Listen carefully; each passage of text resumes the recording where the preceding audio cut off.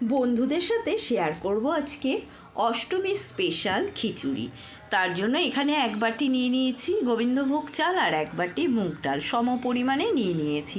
এবারে গ্যাসে একটা কড়াই বসিয়েছি, কড়াইটা গরম করে প্রথমে মুগ ডালটা একটু ভেজে নিয়েছি, ভেজে একটু জলের মধ্যে দিয়ে দিলাম আর তার মধ্যে দিয়ে দিলাম চাল। চাল ও ডালটা হাত দিয়ে ভালো করে একটু রগড়ে রগড়ে ধুয়ে নেব। আর এদিকে দেখো কিছুটা সবজি কেটে নিয়েছি, যার মধ্যে রয়েছে বরবটি, গাজর, ফুলকপি আর খোসা সমেত আলু আর কিছুটা নারকেলের কুচি। কড়াইতে সর্ষের তেল গরম করে নিয়েছি, সেই তেলের মধ্যে দিয়ে দিলাম নারকেল কুচি। নারকেল কুচিটা হালকা করে ভেজে নেওয়ার পরে এর মধ্যে দিয়ে দিলাম কিছুটা কিশমিশ ও নারকেলটা ভালো করে একটু ভেজে নিলাম, ভেজে এবারে তুলে নিলাম। ভেজে তুলে নেওয়ার পরে ওই বাকি তেলের মধ্যেই দিয়ে দিলাম ফুলকপি আর দিয়ে দিচ্ছি খোসা সমেত আলু। এবারে দিয়ে দিলাম লবণ, দিয়ে লালচে করে ভেজে এবারে তুলে নিচ্ছি। আর এদিকে একটা পাত্রের মধ্যে গরম জল বসিয়েছিলাম, জলটা বেশ টকবক করে ফুটে উঠলে এর মধ্যে দিয়ে দেব ধুয়ে রাখা চাল ও মুগ ডাল। চাল মুগ ডালটা ঢেলে দেওয়ার পরে এবারে এর মধ্যে দিয়ে দেবো স্বাদ অনুসারে লবণ। লবণটা দিয়ে দেওয়ার পরে একটু নেড়ে চেড়ে নেব। নেড়ে চেড়ে নেওয়ার পরে কিছুক্ষণ ফুটতে দেওয়ার পরে দেখছি ওপর থেকে ডালের ফেনাটা উঠেছে, ফেনাটা হাতা দিয়ে তুলে ফেলে দিলাম।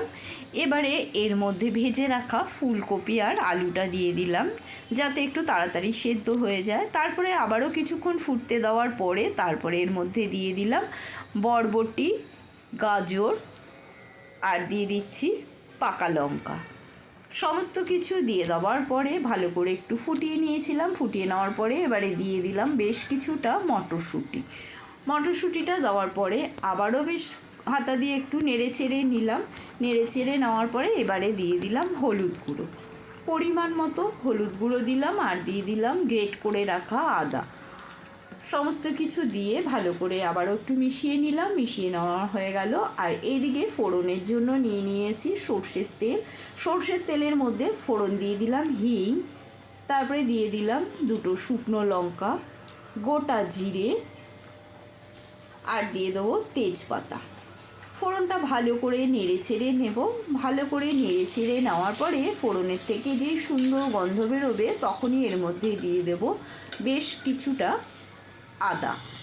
এখানেও আদাটা আমি গ্রেট করে নিয়েছি। গ্রেট করে নেওয়া আদাটা দিয়ে দিলাম। আদাটা দিয়ে দেওয়ার পরে দিয়ে দেবো অল্প করে সামান্য জল, যাতে আদাটা পুড়ে না যায়। জলটা দিয়ে দেওয়ার পরে এবারে এর মধ্যে দিয়ে দেবো আবারও সামান্য হলুদ গুঁড়ো আর দিয়ে দেবো লবণ হলুদ দিয়ে ভালো করে আদার সঙ্গে একটু কষিয়ে নিতে হবে, আদার কাঁচা গন্ধটা চলে যাওয়া পর্যন্ত। তারপরে খিচুড়ির মধ্যে সমস্ত কিছু ঢেলে দিলাম। ফোড়নটা ঢেলে দেওয়ার পরে ভালো করে হাতা দিয়ে আবারও একটু নেড়ে চেড়ে নিতে হবে। ভালো করে নেড়ে চেড়ে নেওয়ার পরে এবারে দিয়ে দেবো এর মধ্যে আমি নারকেল আর কিশমিশ, ভেজে রাখা নারকেল কিশমিশটা দিয়ে দেওয়ার পরে দিয়ে দিলাম 1 চামচ চিনি। নিরামিষ খিচুড়িতে একটু মিষ্টি না দিলে কি ভালো লাগে, সেই জন্য একটু মিষ্টি দিয়ে দিলাম। দেওয়ার পরে ভালো করে আবারও নেড়ে ছেড়ে নিয়েছি। নেড়ে চেড়ে নেওয়ার পরে দিয়ে দিলাম 1 চামচ ঘি। খিচুড়িতে কিন্তু ঘি না দিলে বেশ জমে না খিচুড়ি। তারপরে ওপর থেকে দিয়ে দিলাম ভাজা জিরের গুঁড়ো। ব্যাস, এবারে একটু নেড়ে চেড়ে নিয়ে ঢাকাটা বন্ধ করে রেখে দিয়েছিলাম। তারপরে গ্যাসটাও বন্ধ করে দিলাম। কিছুক্ষণ বাদে একটা প্লেটের মধ্যে নিয়ে সার্ভ করতে শুরু করে দিলাম। কমপ্লিট হয়ে গেল খিচুড়ি। এবার খাওয়ার পালা।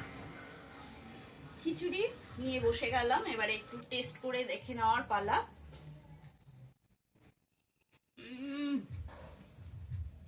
ফাটাফাটি হয়েছে খেতে, এতটাই সুস্বাদু হয়েছে, মানে বাড়িতে না বানিয়ে খেলে বুঝতেই পারবে না যে এর স্বাদ কতটা। বাড়িতে এটি বানিয়ে খেতে পারো, আশা করি ভীষণই ভালো লাগবে, বড় থেকে ছোট সবারই ভালো লাগবে। আর যা যা সবজি দিয়ে আমি বানিয়েছি ভীষণই হেলদি একটা খিচুড়ি হয়েছে। এটা তোমরা অষ্টমীর দিন বানিয়ে খেতে পারো, যেহেতু অষ্টমীতে আমরা অনেকেই নিরামিষ খাই। তো আজকের মতন এই পর্যন্ত। সকলে সুস্থ থাকবে, ভালো থাকবে, ধন্যবাদ।